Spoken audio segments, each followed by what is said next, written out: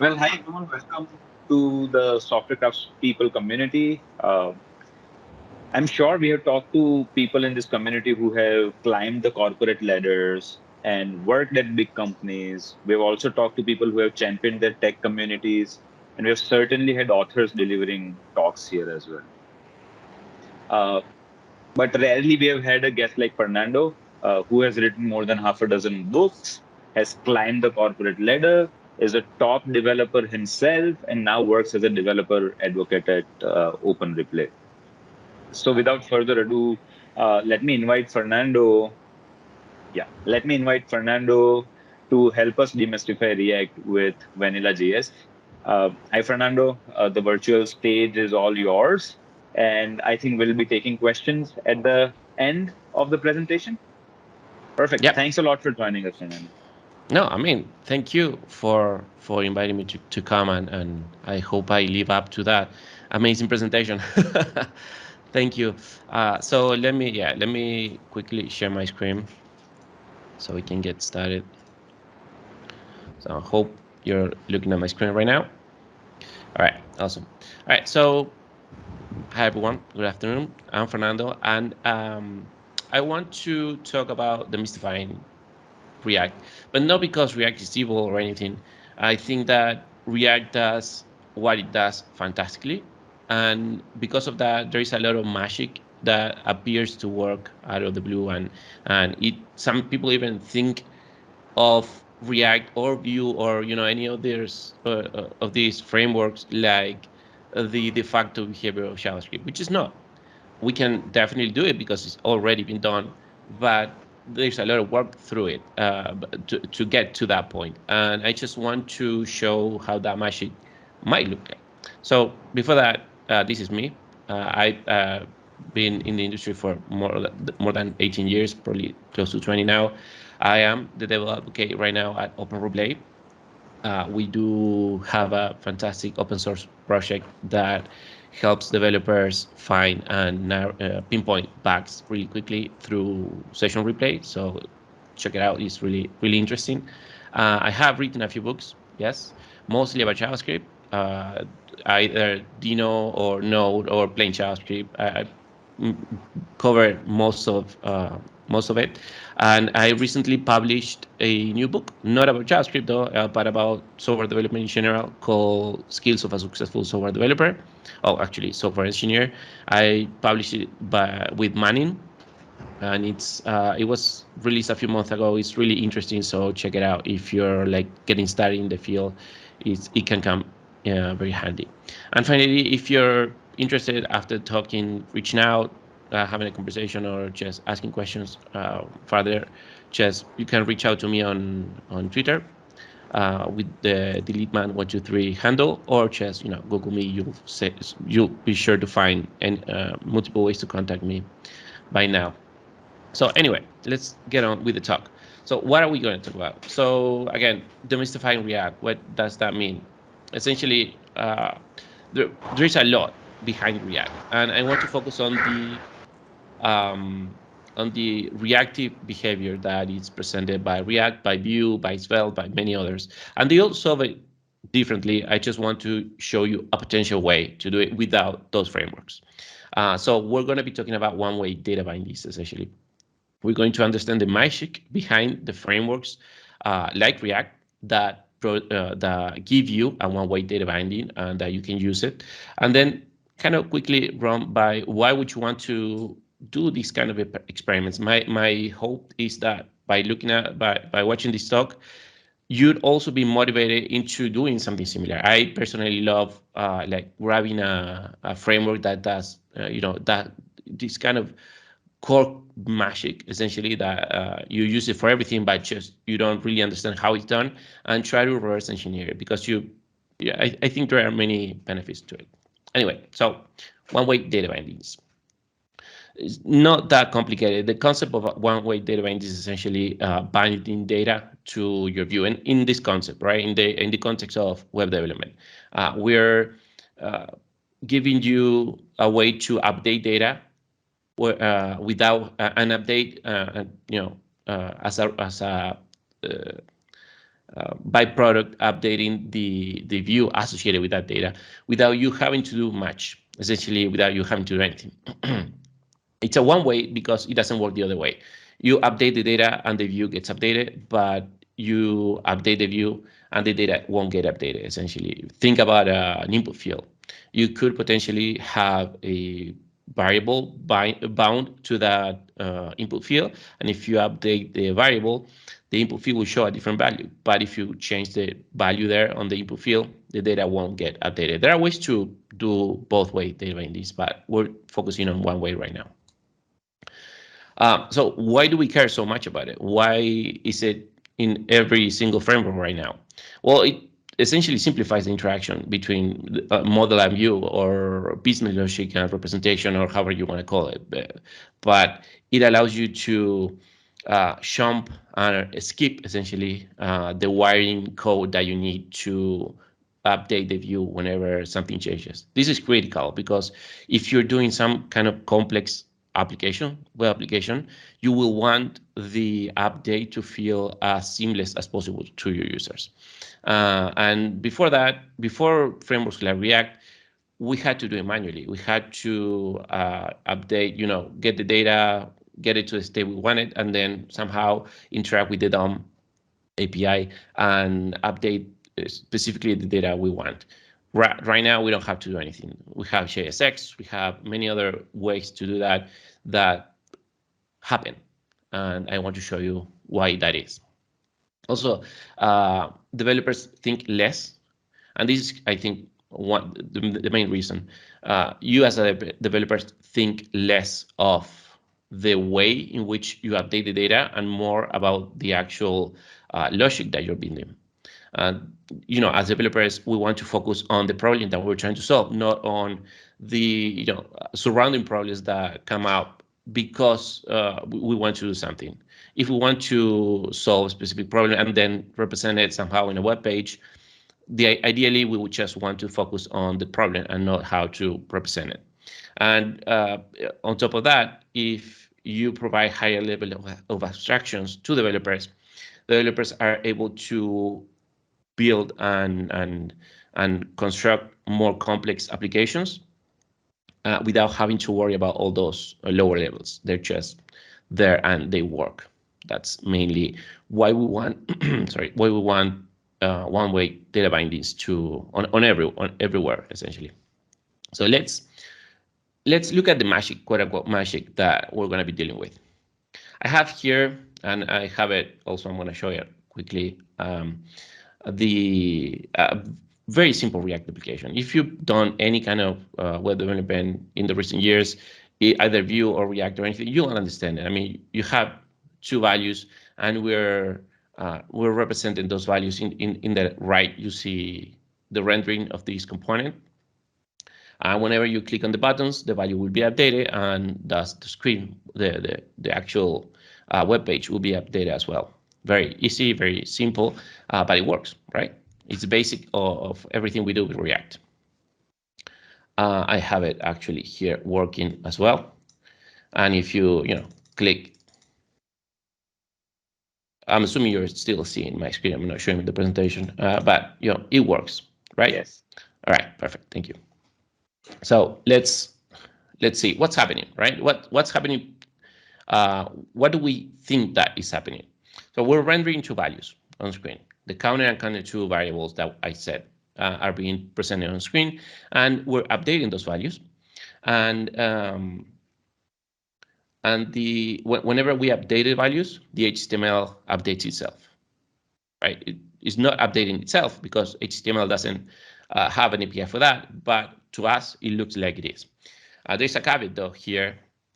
We're using a separate function to update those values. If you look at, again, I mean, I'm sure you're familiar with this type of code, but we're using the set functions essentially that the useState hook provides to us. So we cannot, in React, we can't really update the values. Right now, I'm using a const here for the values, but I could be using a let. And if I update the values here, nothing will happen on screen. I have to go through the setter. That kind of makes us think why that is. So how is this happening? And disclaimer, I think I've said it already, but I've not gone through the code of React. I've not gone through the code of Vue or any other these frameworks. This is my naive interpretation of how this could be achieved. You might find that you do it in a different way. The magic here is JavaScript, actually, nothing else. And the language allows for this behavior. We know it does, but there are, like with any problem, many ways to solve it. So the question that I want to pose here is, what are we not seeing? Try to answer that question to understand how we can reverse engineer a solution. So one of the first things that obviously we're not seeing is we're not seeing the connecting code. There's nothing showing us how the DOM is updated whenever we update the counter, even though we're using a setup function for it. I mean, it's a black box for us. It's provided by the framework, and that's it. It's forcing us to use a separate function, like I said, to update it, to update the values. Why do you think that is? And also, there's a lot more that we're not seeing about React. Like I said at the beginning, using custom components, so on that I don't want to focus on right now. You could, and I've written about this as well. You could use web components to simulate as well this type of custom component behavior and syntax in the HTML very, very also closely. But that's also the topic for another talk. So let's reverse engineer this a solution, a potential solution. So let me quickly show you a demo here that I have prepared. So notice how I'm gonna move this here, and I have already working another React counter. Look at the similarities, and if I click on it, it works. It still works, right? If I click on the reset button, it works. Set it to 0. It is running on my local computer. And if I look at the code, right, I have it here. Let me just make sure that it's a bit bigger so everyone can see it. There you go. So you see that this is not a React application. I have the index HTML file here that is simply importing several files, and I'm actually just going to be using one of these. I have a container div that has a particular ID that I used later here uh, for the rendering. I'm importing a render function, an app component. Let's call it that. It's just a function because function components are that in React functions. I don't have the syntactic sugar that I might have on JSX, but that's because JSX is a whole different beast. I'm just worrying about one thing here, and that is the reactive behavior. So I'm importing the app function, executing it, and rendering. That's it. Let's look at the app function. So if I look at the app function, you'll see that there's a very similar. I try to mimic the structure of the function as much as I could to the React code. You state hooks, quote unquote hooks. Let's call it that. They are not exactly used in the same way because I'm passing two arguments. Actually, the name here I couldn't really find an easy way to get around this. We'll see why in a minute. And then I have my three functions that I had on the React code: the reset, the increment counter, and the accrue counter, which will set the counter to a different value. And I'm using a secondary hook here, useFn, that is not part of React. I had to add it as well, and I'll show you why in a minute. Now, the HTML is the same, or actually 90% the same. I'm essentially like returning the same structure. I'm using the same buttons, and I'm calling the functions, right? Just like on the onClick, like you would with any kind of JavaScript. With native HTML, native JavaScript. There's nothing weird or strange about this syntax. Now, the only different thing between this code and the React code is that I'm also able to directly update the state variable. And as you saw already, that works. The update of the variable without the setter function, which I don't really need here, is updating the DOM automatically. And I'm going to show you why that is in a minute. That is because of the implementation I made. But while this is not React code, it's very similar to it. And I try to mimic it as much as I could. And this works, right? So let's go back to the presentation. So what do we need for this to work? What do we need for that code to work? We have the state variables, the counter and counter2 variables that need to be accessible on the global scope. Why? Because this is an added requirement. I'm posing that we can actually update the variable without a setter function, and that should work. So if you do onClick counter plus plus, that should update your counter, and as a consequence, that should also update the DOM and show the new value. The internal functions, by internal functions, sorry, let me just go back. Oops, here. By internal functions, I mean this, right? The function that you will just define inside the component, and that should be scoped within the component. I want them to be scoped on the global scope. Why? Because I want this to work. The onClick and reset, it should work. And for that to work with vanilla JavaScript, it needs to be on the global scope. And finally, the key here, we need to bind the variable to the DOM and figure out how to perform the update, the DOM update automatically. That's going to be the key. So let's look at the first thing. Let's debunk the magic, starting at the top. The state variables need to be on the global scope. Using vanilla JavaScript, and we can just pollute, I'm going to say it as a disclaimer, the solution here is going to pollute the global scope. I'm sure there are ways to work around that, but as a POC of what I wanted to show, I think it's more than enough to showcase that it can be done. So whatever we add, so if you're not aware of it, on the browser you have the Windows global object, and that object is essentially the global scope. Whatever you add to that object or whatever is already there, you can call it without referencing the window object itself. So what I'm going to do to make sure that the state variables are accessible on the global scope is I'm going to add them to the window functions, to the window object. I do that through a function called new bound variable, which I'm going to cover in a minute. But you can see the use state hook right now. Here's the internal code. It's just creating a bound variable, whatever that is. Let's think about the bound variable as a variable that it's already associated with the DOM somehow. And whenever you update it, it will update the DOM somehow. Just don't care about it right now. And then it will also create automatically the setter function for that variable, just playing with the name and then adding a simple function that that sets the value on the window object, as you see. There's nothing fancy about the setter count about the setter function in my case.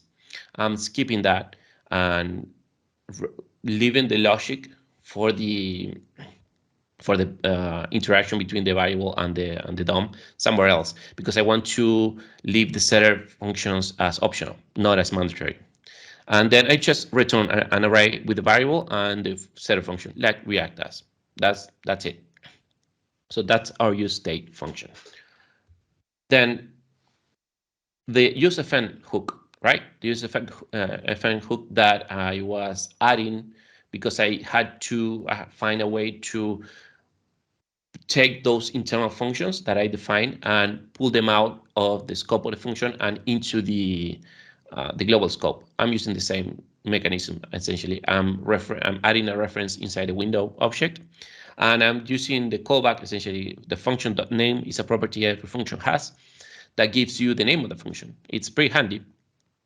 So essentially, it allows you to move it out of the scope into a different scope, and you can then call it on the onClick handler very easily. This is all because I wanted to work with, I wanted to work essentially the way that you would do it with vanilla JavaScript, right? Just onClick and the name of the function. And now basically the key to all this behavior is the bind and the update or this is where all the magic happens, like I said. So you have bound variables and then string templates. If you missed that, I'll show you right in a second. And also the tag functions. That I specifically, when skipped it, I didn't mention it on the code. Maybe if you were paying attention, you saw it. I'll show you in a minute. So bound variables.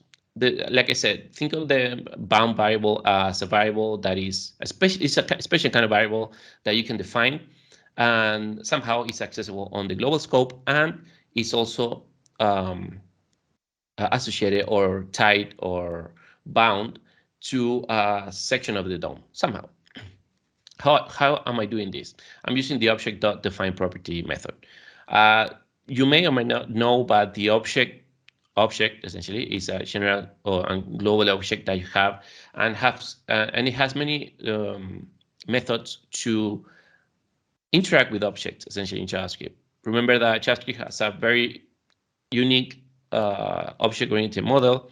It's not fully object-oriented as other more formal languages are, and it has a lot of um, legacy from the prototypal inheritance model back in the day. So with the define property method, we can grab up an object in runtime and add a new property to it. The key here is that for the property, we can set two specific functions, the getter and the setter. That means we can set a property that acts as a method, essentially. And that is how I'm posing we can create this reactive behavior with variables, because while we're dealing with variables, we're actually dealing with properties of the window object. And I'm going to show you the code in a minute. But the getters and setters essentially are two special functions that get called whenever you set a value or update the value of one of these properties. And the getter is called whenever you use that value somehow.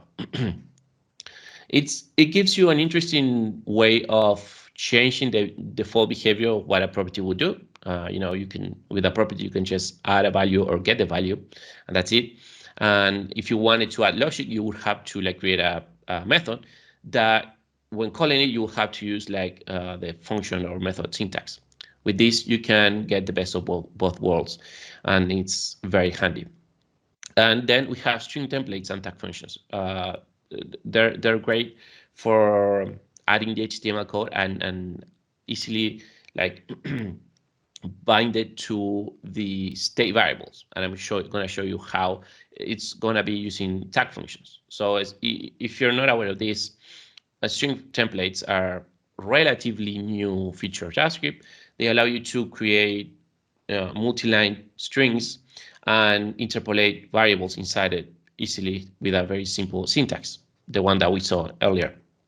And tag functions uh, take that concept and move it to the next level, in the sense that they allow you to process one of these string templates and then modify it however you want. And you have a very convenient way of doing it. So let's look at the bound variables. This is the implementation of the new bound variable function I showed you before. So like I said, the core concept of or the core logic for this function is on the define property method. Adding a new property to the window object, and then I'm setting the two functions, the setter and the getter. The setter will do two things. One, it will save the value. It will save the value on the new val variable through the encapsulation, through the closure created here when I create the property and call the function. The new value is going to be associated with the scope uh, uh, as a global scope, let's put it that way, for the setter function. So in the outside of this, I can set this property, and the new value, the new val variable will still be tied to it thanks to the closure that is created. So what do? I saved it. I save the value, and then I do a document get element by ID of element ID. Why is element ID? Element ID is a random ID that I'm creating right now, when I create the variable, I define a completely random unique ID using the UUID before function, which is a function exported from the UUID um, package. It's just essentially a unique ID that you can create a string. And then I make sure that if the element exists, I update also the inner HTML of that element. If it doesn't, I just ignore it. But whenever I'm setting or updating the value of the variable of this property of the window object, I'm making sure that the element ID, if it exists, it has the latest value. And the get function has slightly different behavior. So the get function usually will return the value. In my case, I'm returning an object that has two methods. ToString, which is a special kind of method that gets called, maybe you knew that, maybe you didn't, but for objects, whenever you're trying to concatenate the object to a string, essentially, if you don't specifically call a method that gives you a string representation of the object, the JavaScript will call the toString method for it. By default, all objects have this method defined, but it simply returns like object that you've probably seen it in the error messages and so on. So you can override that method and return whatever you want. In my case, I'm returning the actual value. Whatever you have inside, maybe it's a variable, maybe it's I'm using numbers here, and I could use strings. Um, if I had more complex data types inside this variable, this might not work exactly like I wanted, but that's something that we could expand here also on the toString method. But the point is that I know I'm going to be concatenating this variable to a string, to the HTML that I'm going to generate. So I need the toString override here. And then the real name, I just call it real name. I should have called it like get element ID or something like that. But the the other method is going to be called somewhere else. I'm going to show you. And it returns the element ID. Why? Because we're going to need it when we create the HTML, right? So remember, this magic has two parts. One, the creation of the bound variables, and then the creation or rendering of the HTML. So this is part one. Part two, I think I already covered essentially. The part two comes in the form of the HTML, sorry, the string literals, the string templates, and the tag functions. So I'm going to show you here. Well, actually, let me just go back to the code because maybe you missed it. This is a tag function. Tag functions are used this way. You don't need to use the usual function syntax. You just add the name of the function and then immediately the string template, and that works. JavaScript will call this function with parameters taken from this, essentially, because it's not going to pass the whole string. It's actually going to do something different. And it returns something. In my case, it's going to return a different version of the HTML string because right now we have our bound function. We have our bound variables, which work great, but they're not bound to anything. We did see a way for them to grab an element by its ID, but that element doesn't exist. I'm not setting it here. I'm not adding it anywhere. So I need a way to create that ID somewhere on the node, on the DOM, before I actually need it. And that's where this tag function is going to come in. So what is this function doing? So the tag functions, first thing to understand is the JavaScript will grab the whole uh, string template and it will split it. Like as you will split a string, but it will split it on the places where you have the variables. So in my case, let me go back to the code. Sorry, going back and forth. So in my case, I will get this as the first element, then this as the second element, and finally this as the last element. That's the first attribute that my HTML function, my tag function gets, an array of strings, of chunks of the string I'm dealing with. And the second one is a list of, a list of variables, the variables I'm using, the values of the variables I'm going to be interpolating there in the string. I'm using a rest parameter here because it's not like it returns an array. It's actually gonna give me one parameter for each variable, and I need it to be dynamic. So I just using a rest variable here, so I can then map through it. So what am I gonna do? I'm gonna go through the list of variables I'm gonna use, and then I'm gonna, for each, just ignore this. This if it's not gonna need it, not gonna need it here. But for each variable, I'm gonna request the real name. Remember, I'm assuming here that these variables are bound variables. They could not be. That's fair, and that will fail. Again, this is a POC, but I'm assuming that I know what I'm doing when with my own code. So I'm gonna call the real name method, which will give me the element ID.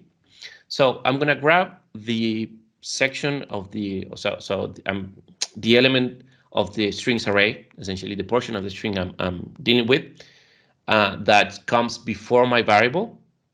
I'm gonna return that plus my variable wrapped in a span element with the ID that I chose to that was returned by the bound variable essentially.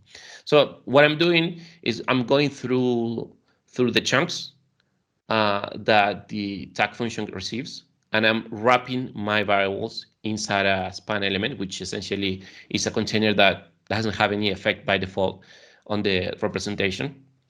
And I'm setting the ID, the unique ID that I created when I created the bound variables. Now I have magically, quote unquote, magically created the connection between my variable and the DOM. That's the span element here. That right now contains the current value of my variable, but it will eventually get updated whenever I set a new value. And then I just add the last bit of the strings, because if you remember, the last bit doesn't contain any variables. So if I iterate over the variables, then I'm missing the last bit. So I'm just directly adding it into an array and then returning the joint representation of that array, essentially this full string. So, oops, that's not, yeah. So when rendering, we're replacing the spots, like I said, where I had my bound variable with a wrap version of my variables inside a span. When updating the value of my bound variables, I'm updating the DOM because I have the reference. Now I have a unique ID that is associated inside my bound variable and inside the DOM through the span element I created. And when I'm creating the bound variables, I'm also assigning to the global object, the global window object. So that allows me to reference them anywhere within my code. So that's kind of how you achieve that reactivity. Let me just go back to the code because I'm afraid I went too quickly. But essentially, the use state is a long way around to create my variable. It's going to be called counter in the global scope because that's where I give it the name. And this is going to return two references, one for my bound variable and one for the setup function, which again I don't need because the setup function is simply doing window dot counter equals whatever value I give it. There's nothing else to do with that. Then I'm setting my functions again to have a similar structure to the React example, but I don't need them, to be honest, because I could be doing a counter plus plus or counter minus minus, and that would work. And then the other key here is that is kind of missed and is acting as some kind of syntactic sugar by not adding anything into it, the HTML tag function that takes this string representing HTML and gives it, modifies it a bit to create the connection between my bound variables and the actual HTML. Then you have the render function. This is, if you wanted to think of it, this will be my React, just a few functions, the bound variable, the HTML tag function, and the render function that we didn't see, but it's simply grabbing a string and finding a way to add that add that yeah, sorry, add that HTML element that was created from the HTML string into the body of the uh, of the page. That's it. There's nothing really too fancy about it. My use state, like I said, is not doing much. And then I have a second version called use React state because I wanted to try, and I'm going to show you real quick. I wanted to try and yeah, and have a third different way. So React gives you the use state hook that just give it a name. Sorry, give it a value, and then you don't really think about the name. You name the variable when you take it from here. So I wanted to try and do something similar, and it kind of works. So essentially what I'm doing is the React state hook is creating a randomly named variable, but it doesn't really work completely because there are some things that you can really do, like referencing the name directly. I couldn't really do my counter, my number actually, plus plus. That doesn't work, but this works. Include my name, my number. If you use so if you go the full React syntax, you have a way for you to also using all the tools I showed you before, and instead of letting the user give a name for the variable, just create a random name for the variable. You can completely mimic the way React works because you give it a name here when you destructure the array, and then through the setter function, you can simply set the new value, and this works. This is essentially the same example, just with one more counter here, and it works. So um, again, there's no magic. I feel like sometimes when you think about like debunking how some of these behaviors happen, you're thinking you're gonna find something interesting, something super, like you've seen the light. To be honest, it's just several functions used smartly enough to mimic a behavior. React is obviously doing a lot more. They have JSX and they are interpreting the functions and getting information from there, which I'm not doing here. But I think it's a very interesting first approach to the concept. And if you don't need something super complex, I mean, if you need something complex, just go ahead and use React. But if you want to understand how it works, this is a nice way to figure it out. So why would you go through this process? Like I said at the beginning, I personally love doing this. I've done it in the past as well for other kind of functionalities, like understanding how the middlewares work on the Express framework for Node and implementing my own version of it and so on.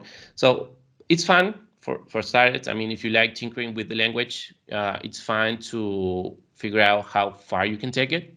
And in the process, you end up like meeting walls, meeting problems that you never met before, and that you're not gonna meet unless you're trying to implement your own React alternative. So instead, like doing these POCs allows you to like take your skills to the next level, if you will. You can you also gain an understanding of the tool you're using through this process that might make you better developer at it. I mean, maybe doesn't really work the way I implement. I mean, not maybe. I'm sure React doesn't work this way, but you still have a basic understanding of what's happening. Maybe, they're not doing it exactly like this, but there are similar concepts used to achieve that behavior. Because after all, everyone's using the same tool. Everyone's using JavaScript. If you go granular enough, you're gonna reach a point where you use or either similar algorithm or a similar function or a similar method, and that gives you a better understanding of, in this case, React or Vue or whatever you're using, um, and you also end up learning more JavaScript. I mean, why would you want to do this if you don't think it's fun, if you don't think it will give you, or you don't want to really learn more about React? It'll give you a view of the language that you're using, in this case JavaScript, that you never seen before. I mean, I've been working for almost 20 years, like I said, and I've used a lot of languages in my career, but one of the constants has been JavaScript. It's usually been around the project I worked on in one way or the other, and I haven't found that many places where I had to use object.define property. But it's a super fun and super interesting method to use to change the behavior of, expected behavior for the normal language. So I think that through these kind of edge cases, if you will, you get to experience parts of the language, or even learn about them that you wouldn't otherwise. So that's also one of the reasons why you will want to do that. And that's it. uh, I hope I didn't go too quickly through it. I know I speak really fast sometimes, but if there are any questions, I'll be happy to answer them.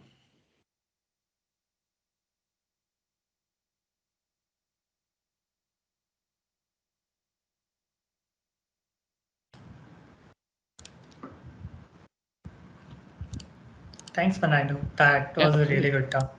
Yeah, as someone who's been working in React for a while, and yeah, some of my teammates are also here, that was really enlightening to understand how it works behind the scenes. I actually have one question that is kind of off the tangent. So we talked about one-way data binding, right?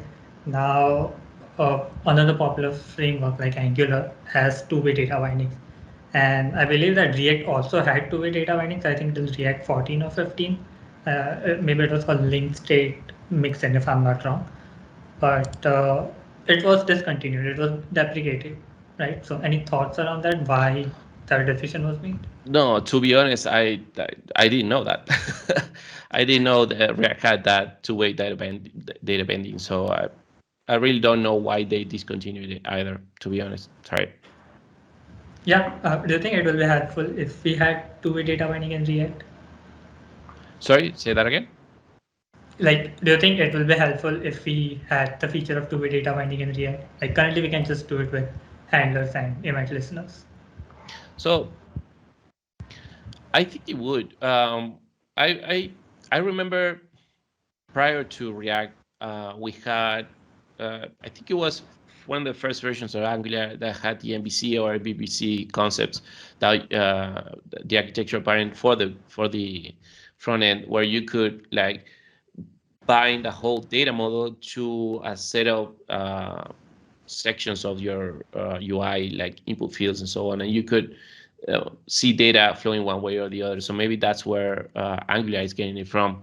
And I guess React has evolved to the point where you don't really need it if you follow the React way of working, which it's just one way, one opinionated way of doing it. Doesn't mean it's the only way. But it would be interesting. It would be like a different way of making sure that you update your data, because right now, uh, a, a simple example I can think of right now is whenever you're like dealing with some kind of form, user input form, you have to get the references for those input fields, and or you have to use some kind of other component that gives you other powers essentially. But if you go to do this with like your basic React framework, you would usually, maybe there's another way, but I would like create a reference and then use that hook, and then assign the reference to the input fields, and then on my function grab those values and do whatever I want. If I had a way for the framework to update my state variables and my model essentially automatically, it might come in really handy. Yes, I think it will be neat. I'm sure there is a good reason why they discontinue it. So it's not like, don't take my word for it. I'm just thinking about it out loud, but there's probably uh, some downsides to it within the React ecosystem that made it be discontinued. Yeah, makes sense. Yeah, we have one question from Narendra. is asking when should one choose to build production grade applications with vanilla JS? I would say never. um, I mean, uh, frameworks, they give you one key. I mean, we're thinking about production ready applications. That means there is a company around it usually, or there is a product involved, or there's a client waiting for your product or whatever. So there's a time constraint usually. So one of the main things that the frameworks give you is an upgraded development workflow, if you will. There is a lot of tooling. There is a lot of like this processing, for instance, one-way data binding. If it's a great tool to have. You can definitely create applications without them. We were doing it before React was here, and we were doing it way before one-way data binding was a thing. But we had to, if we wanted to get some similar experience, we had to code it ourselves. So I don't think that choosing vanilla JS is great for production applications, especially if they're big applications. You should go. My personal advice would be pick a framework. Whatever framework you choose will help you a lot versus going with a vanilla version. But why would you want to do something like this in your own time, or maybe like some hackathon or something? It's because it will give you insights into the framework that you're gonna be using, into the language you're gonna be using, and that will empower you to do better things with the framework, not with vanilla JS. Uh, you usually don't want to use vanilla JS for big things, because why would you want to reinvent the wheel?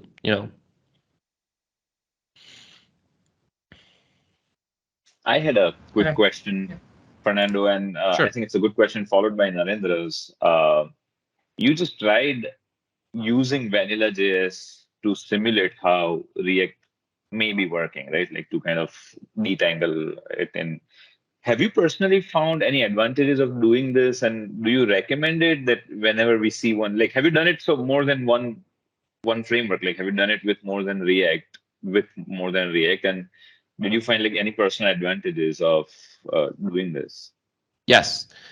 So the main advantage, like I said, is learning. So this is a learning tool.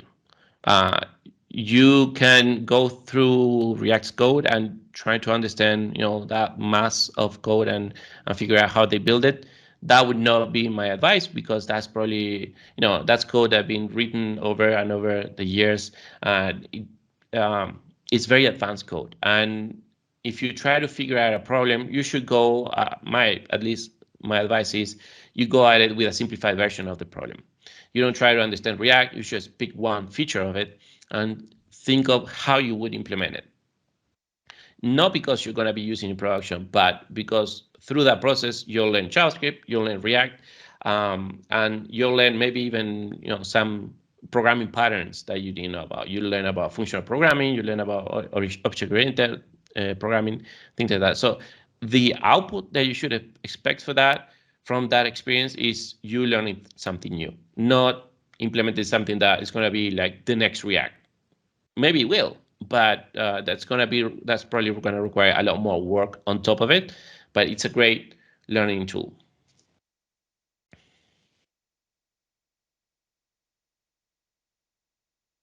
Thank you. Abhishek, do you want to go next?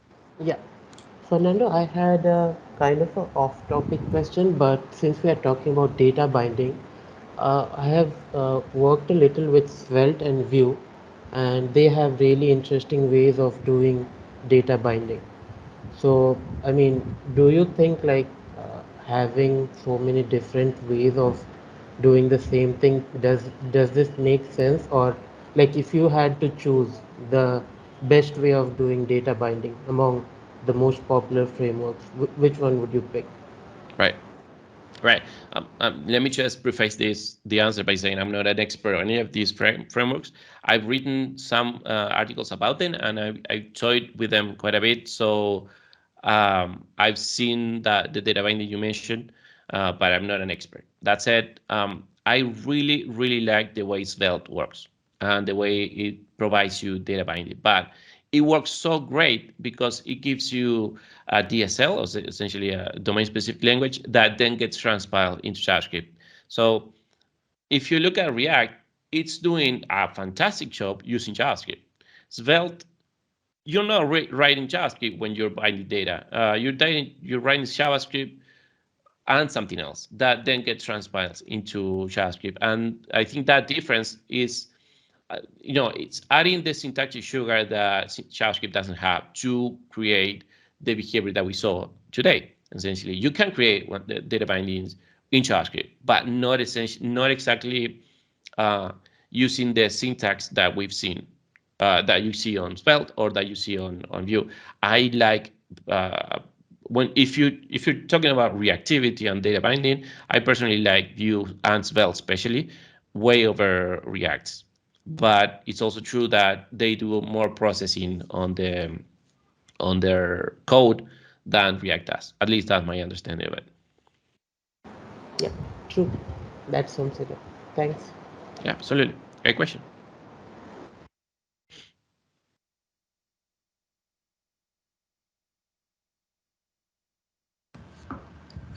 Yeah, so that's another question in the chat window. So someone is asking, can a JavaScript proxy achieve the same results as setter and getters? Yes. You can definitely, yeah, you can definitely do something like that with setters and getters. But sorry, with proxies. I think it would be like a long way around to achieve the same thing, considering that you already have. I mean, the premise of using this was because we want these variables to be accessible on the global scope, so we added them to the window object, and you know you add them to a window object, and you either create a proxy, which I've used in the past, but I'm not very proficient with them, or you just use the default behavior that when you're describing, you create the descriptor, essentially the descriptor object for a new property. The setter and getter are native to how JavaScript works. We're not using them often, but they are native to the language. So if you were to use proxies, I think for this, it would kind of be like recreating the native behavior of getters and setters. But yeah, you can definitely do it.